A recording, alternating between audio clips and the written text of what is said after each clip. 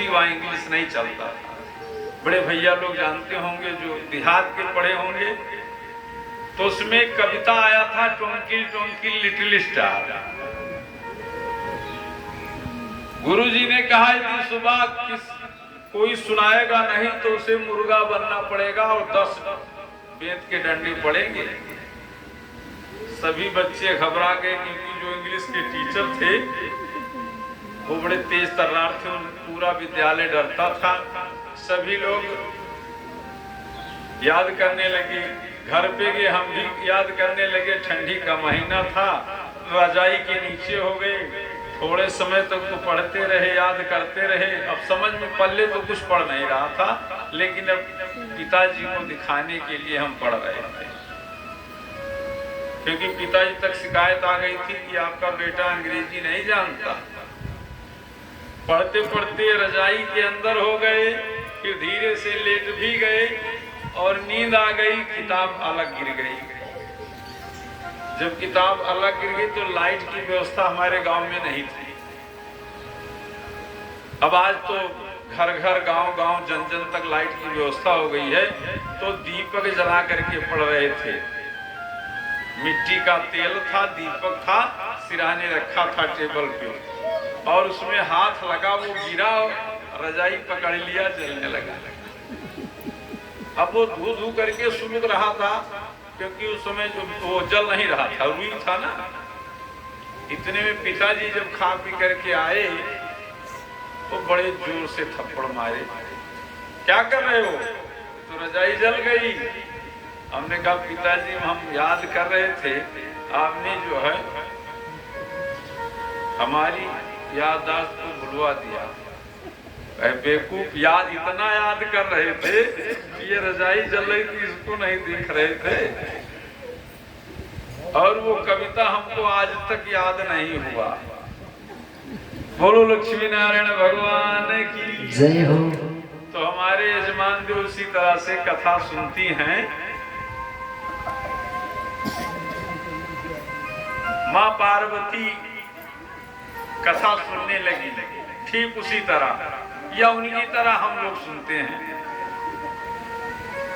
अब सुनते सुनते वो इतना आनंद विभोर हो गई कि निद्रा देवी सवार हो गई, आ गई, सो गई।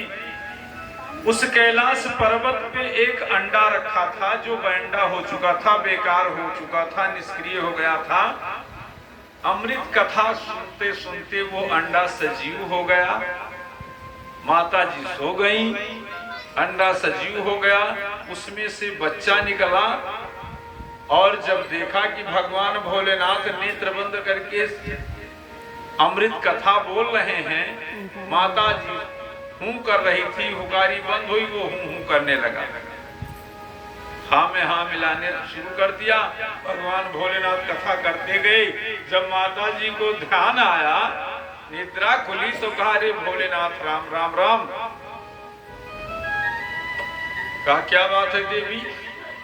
कहा महाराज हमने तो यहाँ तक कथा सुनी थी, हरिद्वार गंगा के तट तक पहुंचे थे, नैमिषारण नहीं पहुंचे। आप नैमिषारण कब चले गए? कहा तो ये कौन हूं कर रहा था, हुंकारी कौन भर रहा था भाई? अपने गणों को आदेश दिया भगवान भोलेनाथ ने कि ये देखो कौन है जो अमृत कथा पान कर गया। गणों, इतने में वो सुग्गा घबराया कि भगवान भोलेनाथ के शस्त्र से कोई बचेगा नहीं। वो भागा और भागते भागते भागते भागते वो जा रहा था। व्यास जी की पत्नी गंगा के तट पर स्नान करके बाहर निकली थी। इतने में उन्हें जम्हाई आई, और जम्हाई आने के बाद उनका मुंह खुला, और उस सुग्गा ने सोचा कि अब हमारा प्राण रक्षा यही होगा। वो उनके मुंह में प्रवेश कर गया, उनके उदर में पहुंच गया। रुद्रगणों ने सोचा स्त्री पर वार करना, वो भी पराई स्त्री पर, ये धर्म के विपरीत है। वहीं से सारे गण लौट गए और सुखदेव जी भगवान उदर में प्रवेश कर गए। जब उदर में प्रवेश कर गए तो ये खबर व्यास जी को भी लग गई। व्यास जी ने खूब श्रीमद् भागवत सुनाया, श्रीमद् भागवत सुनाया, क्योंकि हमारे शास्त्रों में ऐसा है, पढ़ने को मिला कि संस्कार जो होते हैं वो माँ के पेट से ही प्रारंभ हो जाते हैं, और सबसे बड़ी गुरु जो है माता होती है। मार्कंडे पुराण में आया है, पुत्रो कुपुत्रो जायेति माता कुमाता न भवति। पुत्र तो कुपुत्र हो ही जाते हैं, लेकिन माता कभी अपने पुत्र के लिए कुमाता नहीं हो पाती। बोलो लक्ष्मी नारायण भगवान की जय हो। सुखदेव जी महाराज माँ के पेट में 12 वर्ष तक रहे।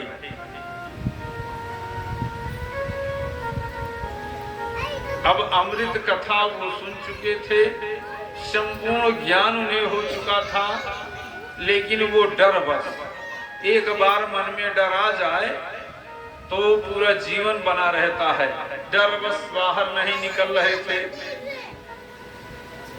आजकल की स्थिति ये हो गई है कि यदि बालक पेट में हो, उदर में हो माँ के, 4 बार अस्पताल लेकर जाते हैं और 5वीं बार डॉक्टर बोल देता है कि पेट फाड़ करके निकालना पड़ेगा, और सब खुशी खुशी तैयार हो जाते हैं। सोचिए कि व्यास जी के पत्नी के उदर में 12 वर्ष तक शिशु रहा। 8 महीने 9 महीने में उदर में होते होते घर के गार्जियन ले जाकर के पेट फड़वा देते हैं।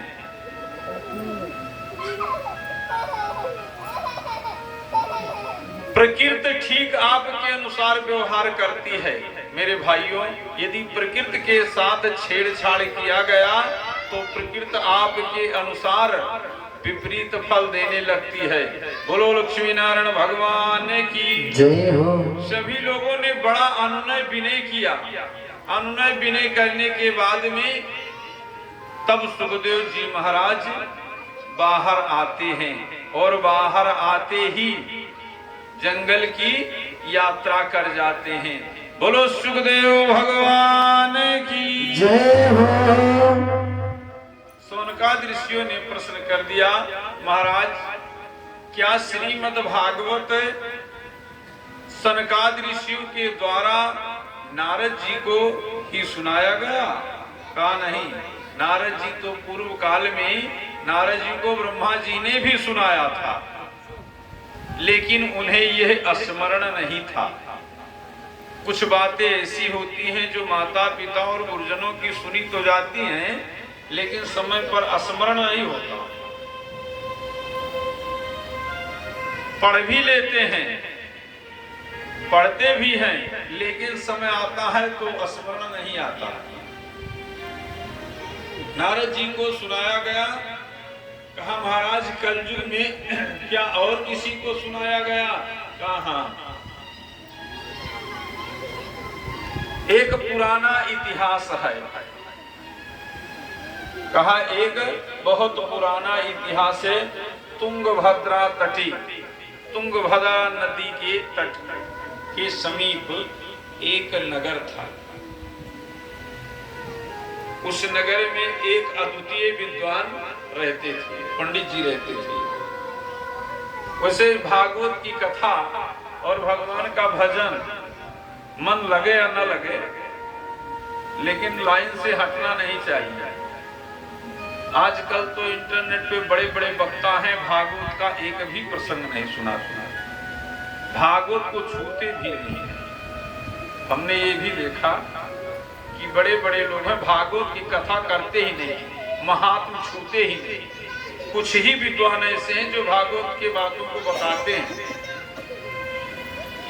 एक से एक प्रपंच माइक पकड़ा करके खड़ा कर देते हैं। मेरी सास से नहीं पटती, मेरी बहू से नहीं पटती, ऐसा देखने को मिलता है। भागवत का प्रसंग किसी को सुनाते ही नहीं।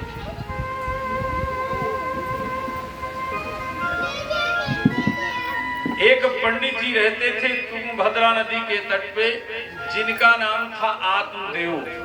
श्रीमद् भागवत आध्यात्म कथा। आत्मदेव नाम के पंडित जी रहा करते थे। अद्वितीय मूर्धन्य विद्वान थे, व्याकरण के शास्त्रीय आचार्य थे। बड़ा सुंदर विचार धारा थी, साधु प्रवृत्ति के थे। सूत जी कहते हैं सौनकादि ऋषियों आप थे, और इतना ही नहीं धनवान भी थे। बुद्धिमान, धनवान, बलवान, रूपवान, गुणवान, शीलवान, सारे गुण पंडित जी के अंदर विद्यमान थे। लेकिन एक बहुत बड़ी जीवन में कमी थी। कहा महाराज कौन सी कमी थी?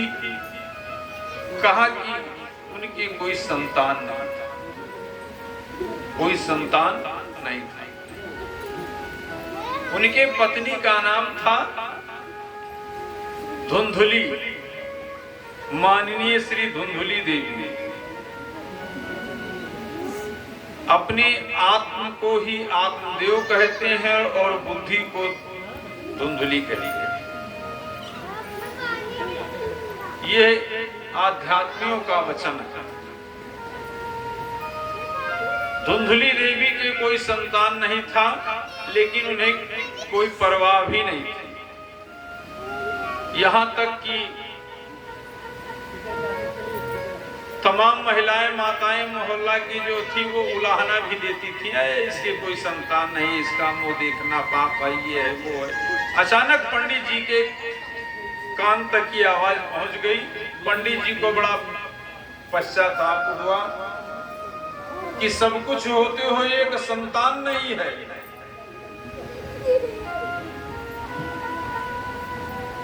लेकिन ईश्वर की कुछ ऐसी व्यवस्था है, कुछ संतान के बिना परेशान है और कुछ संतान परेशान। कुछ के संतान नहीं वो परेशान है, और कुछ के संतान है वो परेशान है। क्या विडंबना है ईश्वर की। बोलो लक्ष्मी नारायण भगवान की जय हो। पंडित जी को आत्मग्लानि हुई। आत्मग्लानि हुई। पंडित जी ने विचार किया कि जब कोई संतान नहीं है तो ये घर, मकान, यश, वैभव किस काम का। पंडित जी ने घर त्याग दिया और त्यागने के बाद चले गए जंगल की तरफ। पंडित जी के मन में ये विचार आया कि जंगल में क्या करें, हमें वहां तुरंत कोई पुत्र तो बनाकर तो इस जीवन को ही त्याग देते। जब बहुत बड़ी खुशी आए जीवन में, तब ये मानकर चलिए, बहुत बड़ी खुशी जब जीवन में आए चलिए कि सबसे बड़ा दुख भी आने वाला है। जब व्यक्ति अपने जीवन में बहुत खुश हो जाए तो समझिए दुख बहुत निकट है, पधार चुका। जीवन में जब बहुत बड़ा दुख, असहनीय दुख आ जाए तो समझिए कि सामने बहुत नजदीक कहीं सुख खड़ा। पंडित ने कहा कि हम आत्म हत्या कर लेंगे। अब क्योंकि इतना आसानी से ये प्राण निकलने वाला नहीं है, कहा पंडित ने कि अब हम आत्महत्या कर लेंगे। ये विचार कर ही रहे थे, तब तक एक दंडी सन्यासी से मुलाकात हो गई।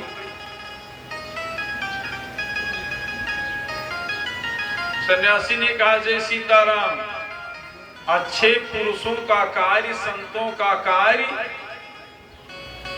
जो अच्छे संत हैं, देखिए संत में भी दो तरह के होते हैं।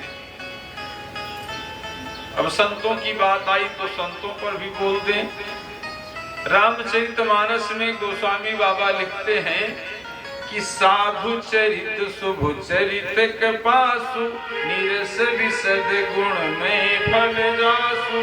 श्री राम जय राम जय जय राम, श्री राम जय राम जय जय राम, श्री राम जय राम जय जय राम। श्रीराम जय राम जय जय राम श्रीराम जय राम जय जय राम श्रीराम जय राम जय जय राम